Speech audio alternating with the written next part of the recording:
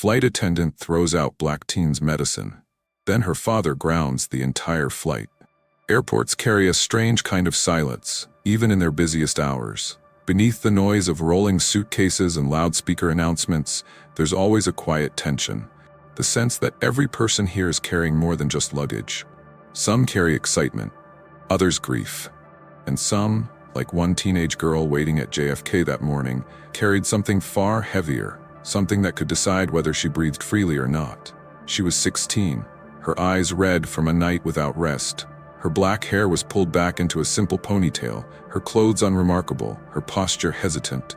To many, she looked like just another nervous traveler. But in her hand, she clutched a small device with trembling fingers, an inhaler, her lifeline. Her phone buzzed for the third time in less than 10 minutes. The name flashing on the screen read, "Dad."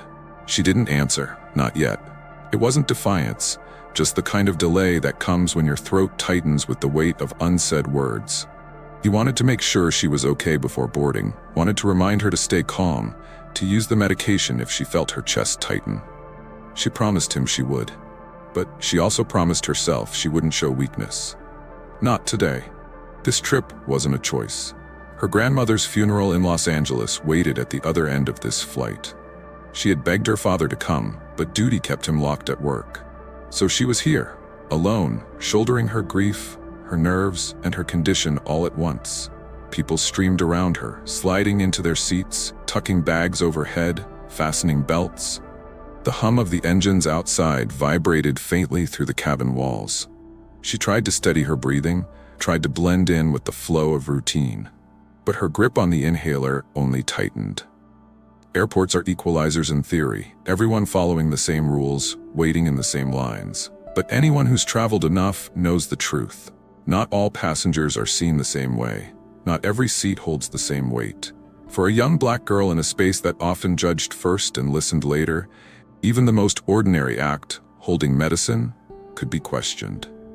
The seatbelt sign blinked overhead. The plane wasn't moving yet, but tension crept up her chest all the same.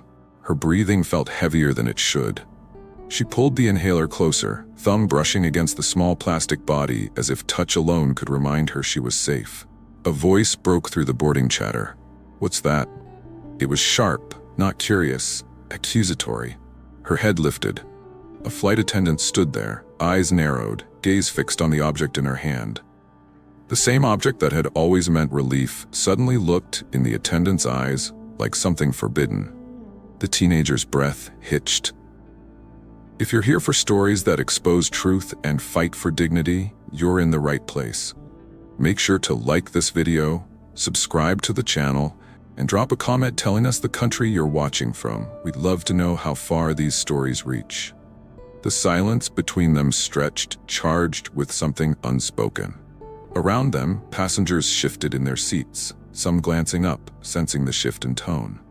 The attendant's hand moved slightly closer, her face unreadable, but her stance firm. The girl opened her mouth to explain, but her throat was already tightening, words catching against the weight pressing down on her lungs. She tried again, lifting the bracelet on her wrist, the one engraved with her medical condition. But the attendant didn't look at it. Her gaze remained fixed on the inhaler. Outside, ground crew shouted instructions across the tarmac. Inside, the buzz of overhead bins closing filled the cabin. Somewhere in the back, a baby began to fuss. Life continued in motion all around her, but in her narrow row of seats, time slowed to a crawl. Because in that instant, a hand reached forward. Not her father's, not a stranger's offering help. The hand belonged to the very person meant to ensure safety in the air, and it was reaching for the one thing she couldn't live without. The inhaler was about to be taken from her grasp, and in the seconds that followed, the entire flight would learn just how dangerous it is when judgment replaces compassion. The flight attendant's hand didn't hesitate. Fingers closed around the inhaler as if seizing contraband instead of life-saving medicine. Her voice carried loud enough for half the cabin to hear. "That's not real. You can't bring street drugs on this flight." Gasps rippled through the nearby rows. Passengers froze mid-motion, some exchanging looks of disbelief, others lowering their eyes to avoid involvement. Maya's chest tightened, not only from asthma, but from the weight of the accusation. Her voice cracked, soft but desperate. "Please, I need that to breathe." The words fell flat. Janet Morrison held the inhaler high, almost like evidence in a courtroom, her uniform crisp and her tone dripping with certainty. 12 years of service gave her confidence, but that confidence had grown into something else, authority unchecked by empathy. Phones appeared. A few passengers raised cameras cautiously, the glow of screens reflecting off polished seatbacks. A quiet recording war began, each lens aimed at the confrontation, capturing the imbalance between a frightened teenager and an airline employee whose authority shielded her from immediate challenge. The racial undertone wasn't hidden.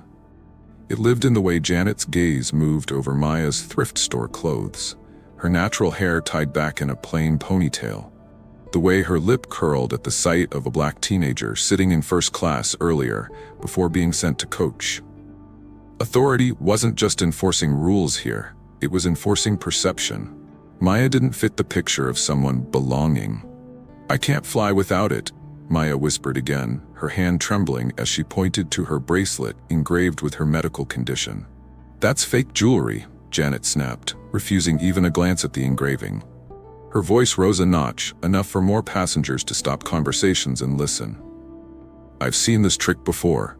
Kids trying to sneak narcotics in, not on my plane."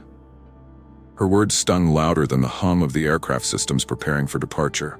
The sting wasn't just accusation, it was dismissal. A dismissal of Maya's voice, her truth, her humanity. A man in a nearby row shifted, his brows furrowed. A mother hushed her child, pulling her closer. Passengers wanted no part of the conflict, but silence echoed louder than protest. Maya reached forward, her voice breaking. "I can't." Janet cut her off sharply. "Either this goes in the trash," she said, shaking the inhaler for emphasis, "or you step off this plane. Your choice." It was no choice at all. It was a death sentence masked as procedure. Maya's breathing grew heavier, each inhale shallow and strained. Sweat formed at her temples, though the cabin was cool. She clutched her chest instinctively, the pressure building with every passing second. The scene fractured the illusion of order inside the aircraft. Authority was supposed to ensure safety, yet here it was stripping safety away. And at the center of it all was a young black girl whose only crime was trying to keep her lungs open. The murmurs spread.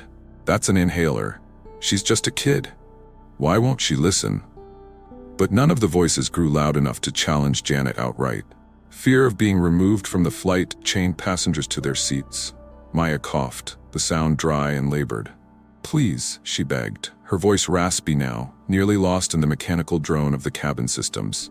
"I need that."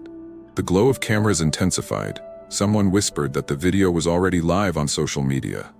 Comments began piling in outside the plane, unseen but swelling like a tide that would soon crash against the airline. Inside, the cabin remained a pressure cooker of silence, judgment, and suppressed outrage. Janet, emboldened by the lack of resistance, straightened her back. 10 minutes until departure, she announced firmly, more to the cabin than to Maya. "Make your decision now."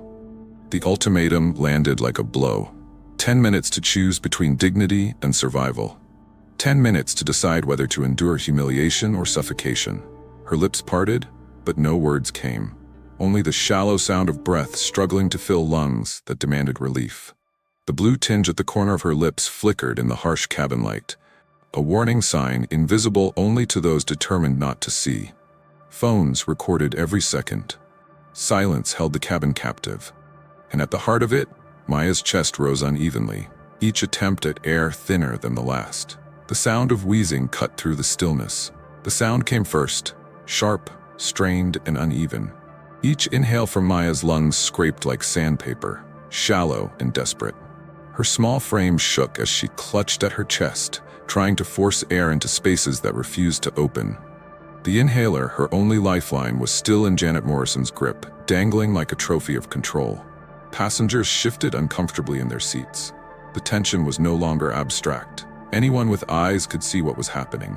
A teenager's body was fighting for breath, and the one person who could return her relief refused to recognize the danger.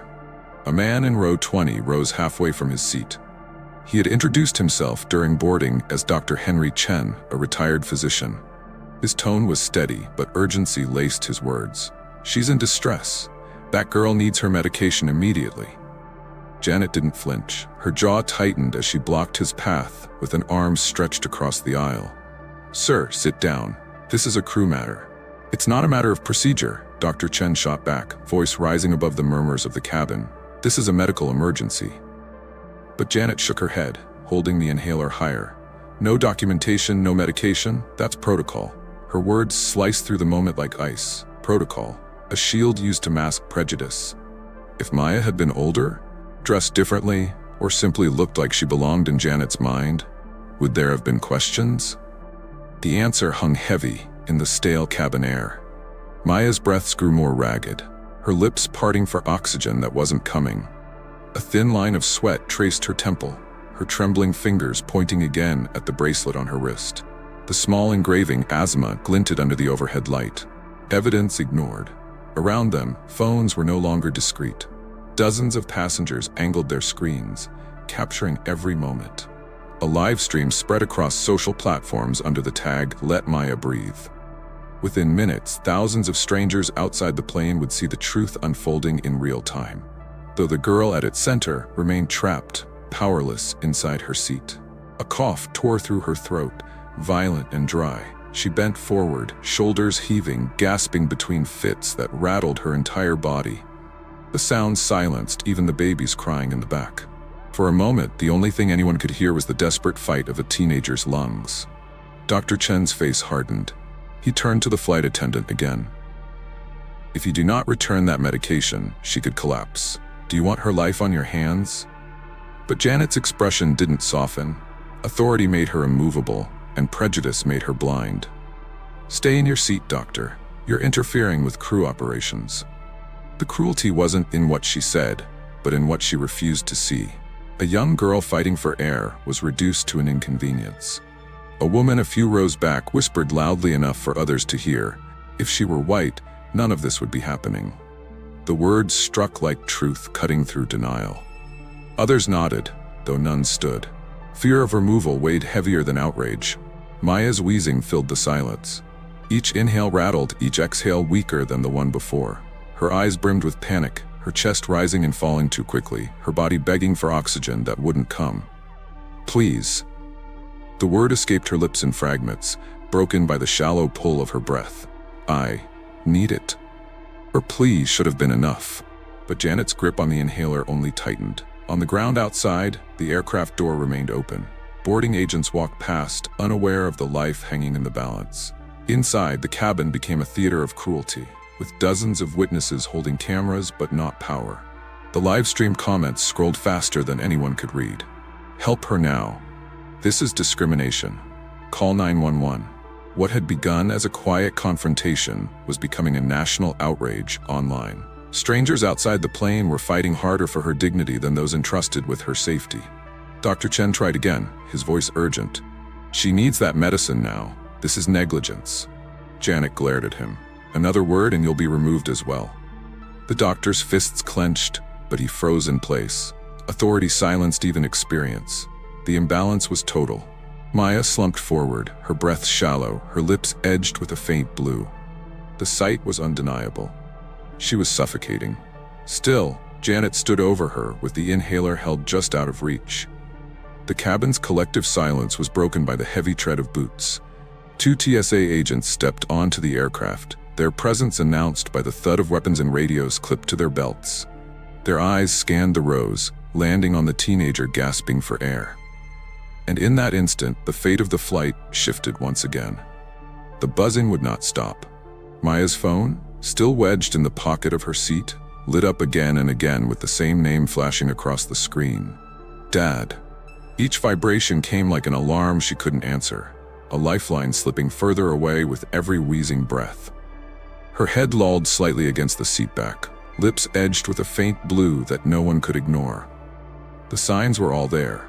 Shallow breathing, sweat along her brow, her body bent forward as if folded under its own weight. Yet authority stood firm. The inhaler remained locked in Janet Morrison's grip, held aloft like contraband that proved her suspicion right. Passengers exchanged whispers, their voices low and uneasy. "She's not faking. Look at her lips. She's going to collapse." but none rose fully in protest. Phones kept recording, eyes stayed wide, but silence sat heavy in the rows. The TSA agents stepped closer, their uniforms stiff, their presence adding weight to the moment. One spoke in a measured tone. "Ma'am, do you have documentation for that device?" His words were directed at Maya, not Janet. The one gasping for air was still expected to justify herself. Her attempt to speak broke into a cough, her throat catching on the effort.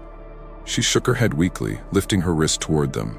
The bracelet glinted, engraved letters spelling out the truth of her condition.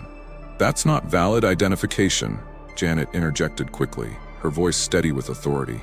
She claimed it was medication, refused to comply when I asked for verification. Classic non-compliance. The agents hesitated, but protocol outweighed instinct. "Without proper prescription packaging, we have to defer to crew judgment," one of them said, his tone apologetic but firm. It was the sentence that sealed the imbalance. A black teenager in medical distress outweighed by a flight attendant's assumptions. Authority chose authority, not humanity. Maya's body convulsed slightly as she coughed again, her breath scraping louder, each inhale sounding more desperate than the last. She pressed one trembling hand against her chest, the other fumbling weakly toward her phone. The buzzing continued. "Dad." Again and again. The calls stacked, unanswered, each one a reminder that someone outside this cabin knew she was vulnerable, someone trying to reach her through the wall of indifference surrounding her. A woman a few seats away shook her head in disbelief. "They're going to kill her right here," she whispered to no one in particular. A man muttered back, "Don't get involved. You'll be thrown off too." The words cut with cowardice, the kind born of fear and compliance. The camera lenses caught everything, the girl suffocating, the doctor silenced, the agents siding with procedure over life.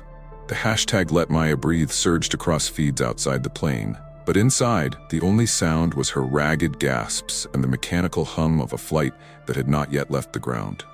Dr. Chen tried again, desperation cracking through his professional tone. "This is a child. You can see her oxygen levels dropping. She needs treatment, now." But Janet's glare silenced him once more. "Sit down, or you'll be escorted out." The injustice was complete. A girl on the edge of collapse, pleading eyes wide with panic, ignored by those sworn to protect her safety. Her father's name flashed again, urgent, insistent, as if he could sense her peril from miles away. Her fingers shook violently as she reached for the device. It slipped once, clattering against the armrest, but she forced it back into her palm. She stared at the glowing screen, breath coming in short, shallow bursts. Around her, passengers leaned forward, straining to hear, the air in the cabin so thick with tension it seemed to smother everyone present. The phone buzzed again. "Dad." Her lips trembled, forming the word she couldn't say out loud. "Help." The TSA agents shifted, watching closely but making no move to intervene. Protocol kept them bound, unwilling to challenge the authority of the crew. The failure was stark. Bystanders paralyzed, authority figures complicit, and a young girl left to suffocate in plain sight. Maya's vision blurred at the edges. Her hand, trembling violently, dragged the phone upward. The weight of it felt unbearable, heavier than it should. But with a final surge of will, she pressed her thumb across the screen. The call connected. Her breath caught, shallow and strained, but the line was open. Maya's fingers trembled as she lifted the phone. Her breaths came shallow and uneven, but she managed to press the answer button. The cabin fell into near silence, passengers leaning closer, their phones still raised to capture every second. "Dad," she whispered, her voice ragged, barely more than a gasp. "They won't let me breathe." The words cracked the tension like lightning. Then came a voice on the other end, calm, measured, commanding. It didn't rise in anger, but it carried a weight that drew immediate attention. "This is Captain Marcus Thompson, Chief of Flight Operations for Delta Airlines. Who am I speaking to?" The effect was instant. Every airline employee in earshot stiffened. The name was not unknown. It belonged to a man who oversaw thousands of pilots, whose authority touched every flight in the company's fleet. Within the hierarchy of aviation, his word carried weight, second only to the executives themselves. Janet Morrison froze, inhaler still clutched in her hand. The authority she wielded so confidently only moments earlier seemed to evaporate. Her lips parted, but no words came. She glanced at the TSA agents for support, but even they hesitated, recognizing the name now vibrating through the cabin speakers. Passengers gasped softly. Many didn't know the title, but they understood the tone. Authority had shifted, and Janet no longer held it. The uniform on her back felt flimsy against the power of the man whose voice filled the space. "Is it correct," Thompson continued, his tone calm but cutting, "that you are denying a minor access to prescribed medication?" Janet's jaw tensed. Her earlier certainty faltered, but she forced out a reply. "Sir, she attempted to bring an unverified substance on board. Protocol requires documentation." "Protocol?" The single word was spoken evenly, but it carried the bite of reprimand. Protocol does not include letting a child suffocate in her seat. Gasps rippled again through the rows. The livestream comments exploded. Screens lit up with rapid streams of outrage. The phrase, "let her breathe," repeated thousands of times per minute.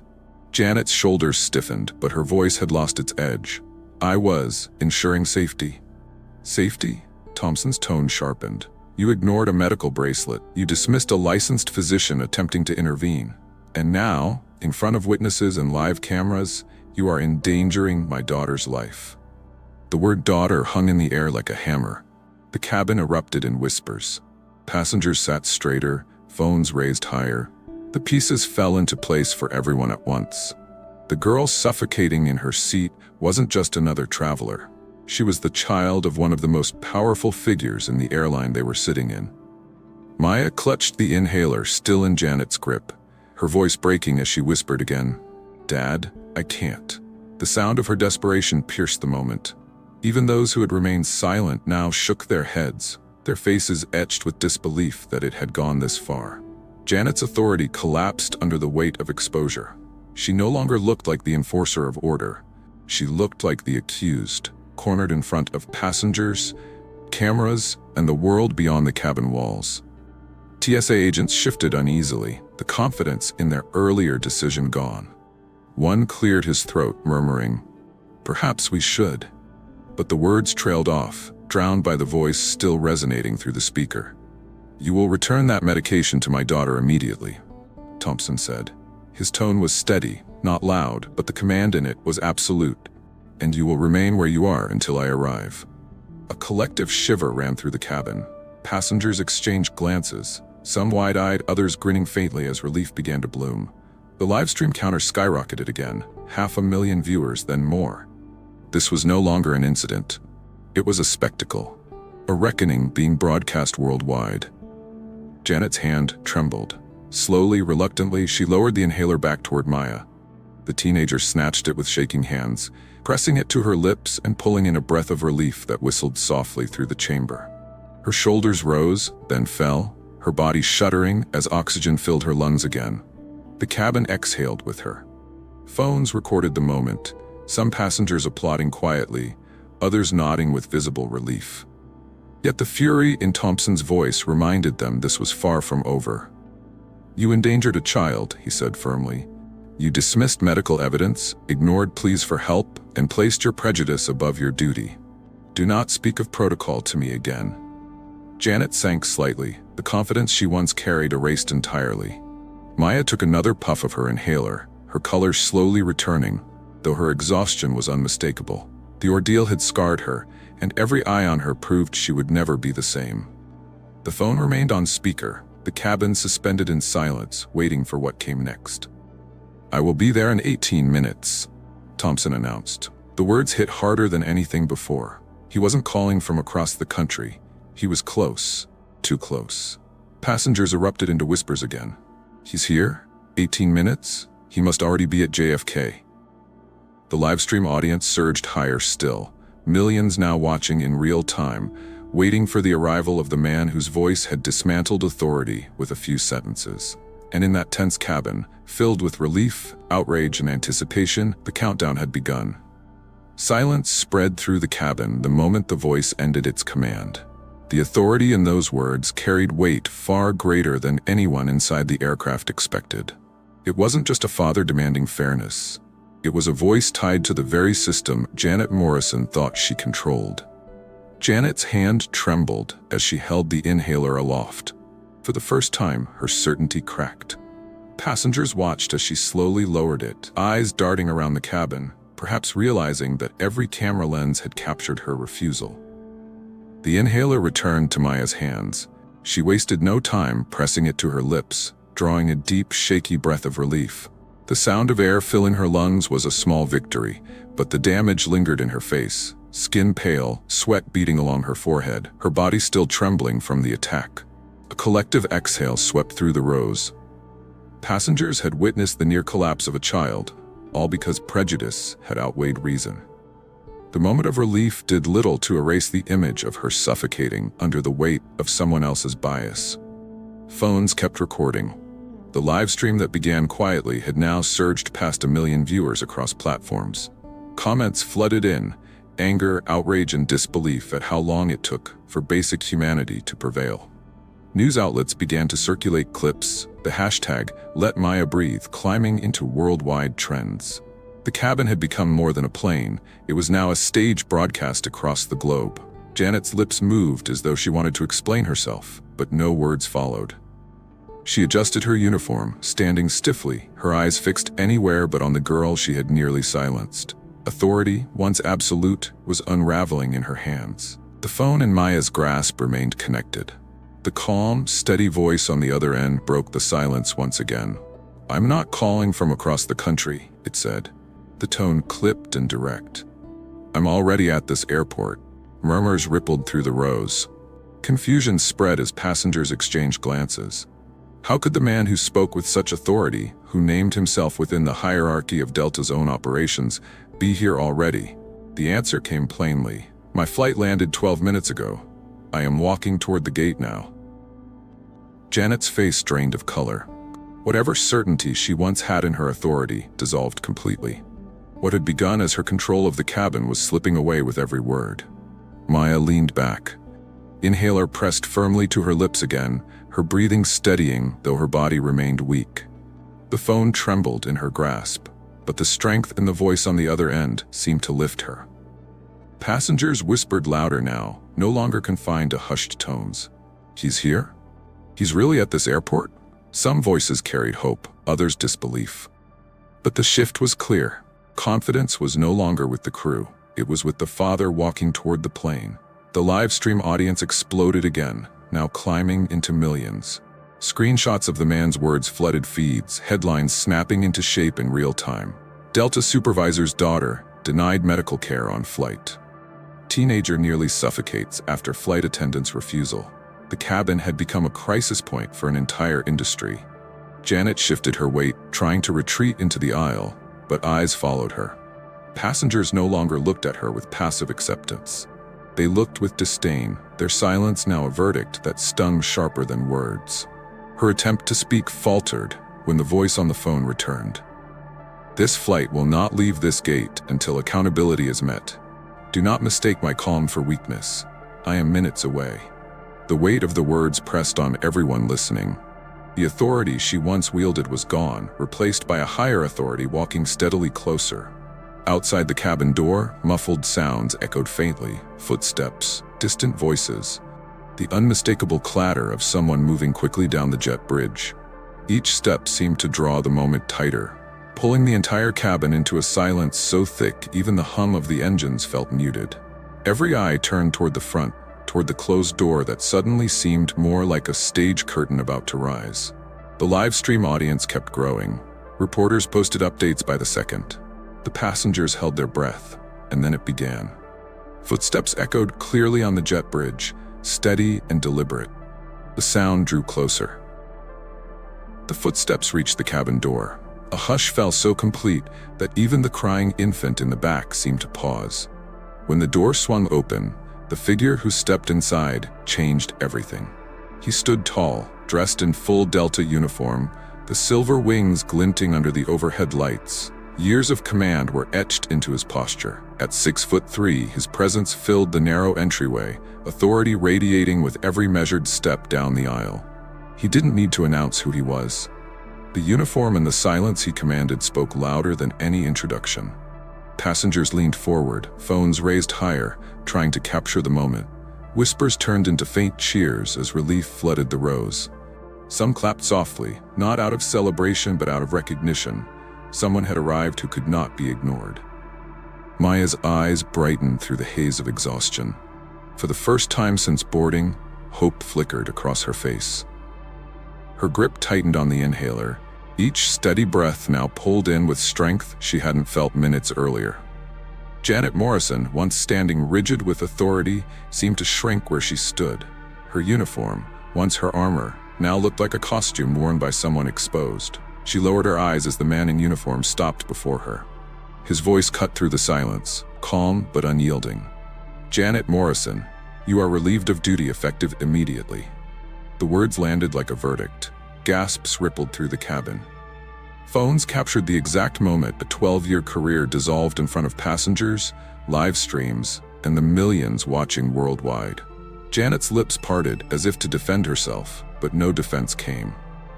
Every excuse she had rehearsed collapsed in the weight of his authority. The inhaler in Maya's hand was proof of her failure, the recordings proof of her prejudice, and the silence of the passengers proof of her guilt. The man turned his gaze to the TSA agents who had stood by. "This child was denied life-saving medical care under your watch. Protocol does not excuse negligence." His words carried no rage, only the controlled tone of someone accustomed to issuing orders that must be followed. The agents shifted uncomfortably, their authority dissolved under his. The atmosphere in the cabin shifted entirely. Where fear and silence once ruled, dignity and justice replaced it. The presence of a black man in authority, commanding the space with steady conviction, transformed the scene into something larger than one confrontation. Whispers filled the air again, this time not of doubt but of quiet celebration. "That's her father. He's someone important. Finally, someone standing up for her." For those who had recorded silently, the moment marked a shift in conscience. Justice, so often delayed or denied, had stepped through the cabin door in the form of a man unwilling to let his daughter's humanity be questioned. He turned back to Janet, his voice sharp but steady. "You didn't just mishandle protocol. You humiliated a minor, ignored medical evidence, and placed her life in danger. You will remain on this plane until corporate arrives to escort you." Janet sank into the jump seat, her face pale, eyes fixed on the ground.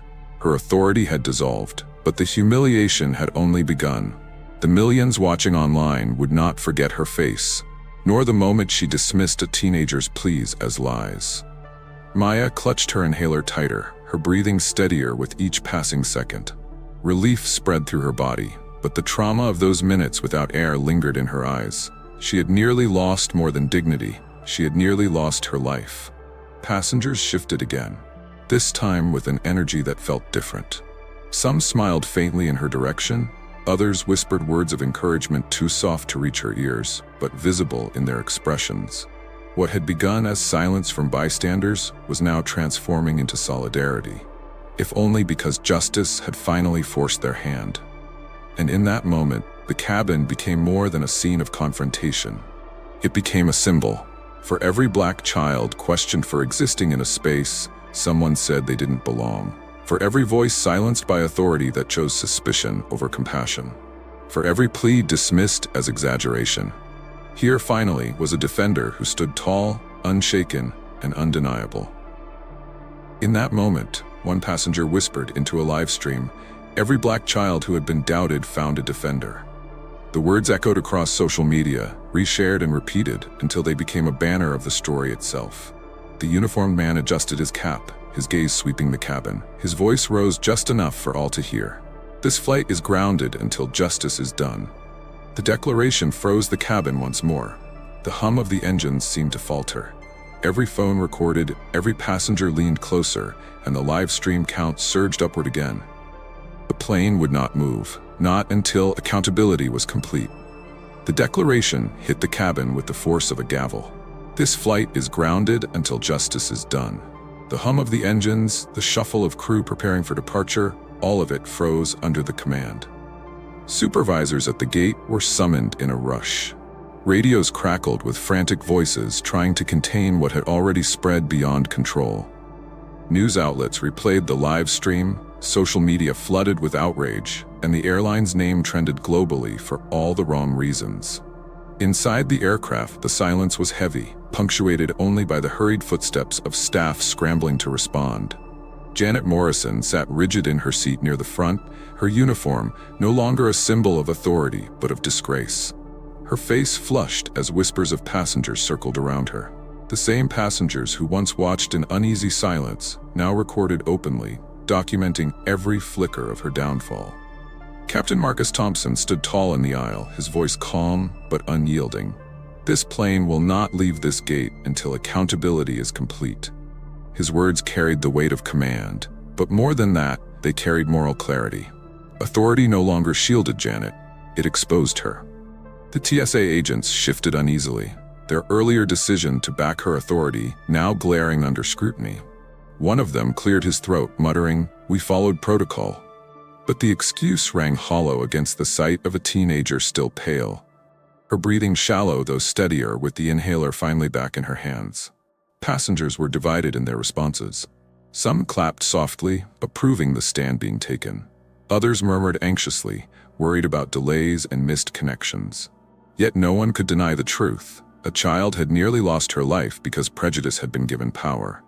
Janet finally broke her silence. Her voice quivered, stripped of its earlier certainty. "I was only trying to protect the cabin. I didn't mean." The interruption was swift. "You didn't just deny her an inhaler," Thompson said, his voice low but sharp. "You denied her humanity." The words pierced deeper than any reprimand. They echoed through the cabin, replayed instantly across countless live streams, becoming the moment that defined the confrontation. Phones caught the way Janet flinched as though struck, her head bowing under the weight of the truth she could no longer dismiss. The airline supervisors arrived, their faces pale as they stepped into the chaos. They spoke quietly among themselves, but nothing they said mattered more than the presence of the man already commanding the cabin. He belonged to the very hierarchy they served, yet his authority came not from procedure but from principle. Passengers leaned closer, eager to catch every word. They knew they were not just witnessing a dispute, but a reckoning, one that revealed how fragile fairness could be when clouded by bias. The voice of Thompson cut through the low chatter. "This incident will be documented, not only with corporate, but with federal authorities. A report will be filed before this aircraft leaves the ground." The announcement brought the cabin to another standstill. Some passengers exchanged startled looks, realizing the magnitude of what they were witnessing. This was no longer an internal dispute. It was an event that would stain the airline's record, an incident too public to bury. Janet clasped her hands together, her voice breaking. "Please, I've given 12 years of my life to this job. Don't end my career like this." But there was no sympathy in his response. "You ended it yourself the moment you chose suspicion over compassion." The weight of systemic injustice hung heavy in the air. This was not about one inhaler, one child, or one flight.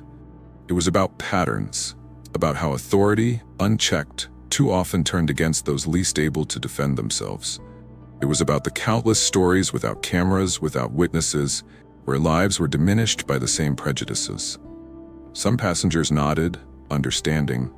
Others shifted uncomfortably, unwilling to confront what the moment revealed about a system they too had trusted. But none could deny it anymore. Racism had nearly stolen the air from a child's lungs in front of them all. The supervisors whispered hurriedly to one another, but Thompson silenced them with a raised hand. "Save your explanations. The only thing that matters now is accountability. This flight isn't going anywhere until it's written in a federal report." The words hung like a sentence, undeniable and final. The livestream audience erupted in comments, the phrase repeated across timelines like a rallying cry. And as the tension thickened, a new sound broke through. The scratch of pens on paper, the click of devices capturing official statements. The cabin waited, knowing the future of the flight, and of Janet Morrison herself, rested on the report that had yet to be filed. The fallout began before the wheels ever left the ground. Within the hour, Delta's corporate offices pushed out an emergency statement acknowledging an onboard incident under review. It was vague, but the world had already seen too much. Live streams from the plane replayed across timelines, clips cut into news broadcasts, and hashtags climbed the charts. Justice for Maya exploded into millions of posts, a rallying cry that spread beyond aviation. Activists, medical professionals, and celebrities reposted the footage, condemning the failure to provide basic care to a child in distress. The faces of passengers who once sat silently were now broadcast too, each clip dissected, each second of the video proof of complicity. Inside the cabin, the judgment was immediate. Janet Morrison, once standing tall as the enforcer of authority, was ordered to stand and leave. Supervisors flanked her on either side, the TSA agents no longer offering support. Phones followed her every step as she made her way down the aisle. Some passengers muttered in disgust, others sat stone-faced, but all kept recording. Each movement felt like a walk through fire, her years of service erased in the span of minutes, her name immortalized not for dedication, but for prejudice. She had begun the flight believing she controlled the space. She ended it escorted out, her authority stripped away, her career dissolving under the weight of public shame. Passengers turned their cameras to capture her face as she passed. A few whispered, "That's the one," the words slicing sharper than any corporate termination. She tried to keep her gaze fixed on the floor, but her humiliation was complete. The uniform that once shielded her now marked her downfall. Outside the aircraft door, waiting staff ushered her into a separate corridor. Passengers inside exchanged glances of relief, some even clapping softly, but the applause was not for entertainment. It was a release of tension, the acknowledgement that a wrong had finally been named. Yet the story was larger than one woman. It was about every moment when prejudice wore the mask of protocol. About every time suspicion became policy and authority became a weapon. Maya's ordeal captured attention because cameras were rolling, because her father had the power to intervene, because the world happened to be watching. But how many others had been silenced with no lens to bear witness? The reflections spread across feeds as quickly as the outrage. Commentators noted how common profiling had become in airports, how children, families, and professionals alike had faced suspicion for their skin color, their accents, their clothes. The story resonated because it was not isolated, it was systemic. Inside the plane, Maya sat with her inhaler clutched tightly in her hand, her breathing steadier now. Passengers around her glanced at her quietly, some nodding in silent acknowledgement, others whispering words of comfort. For the first time since the ordeal began, her safety felt secure.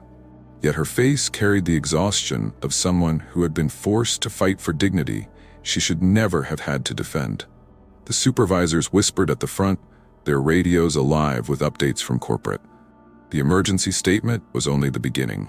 Investigations, legal reviews, and disciplinary actions would follow. The airline's reputation had been dragged into the global spotlight, and its crisis was only deepening. Social media screens lit up across the cabin as passengers refreshed their feeds. Justice for Maya was no longer just a trending tag. It was becoming a movement, a call for systemic accountability.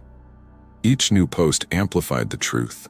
What happened to her could have happened to any Black traveler. The image of Janet being escorted off the flight spread across networks faster than the airline could respond. Clips looped endlessly, her uniform stiff, her face pale, her authority shattered. For many watching, it was more than poetic justice. It was a warning to every institution that prejudice could no longer hide behind procedure. The cabin settled into uneasy quiet, but the weight of the moment lingered. Relief came in small breaths, yet reflection pressed harder.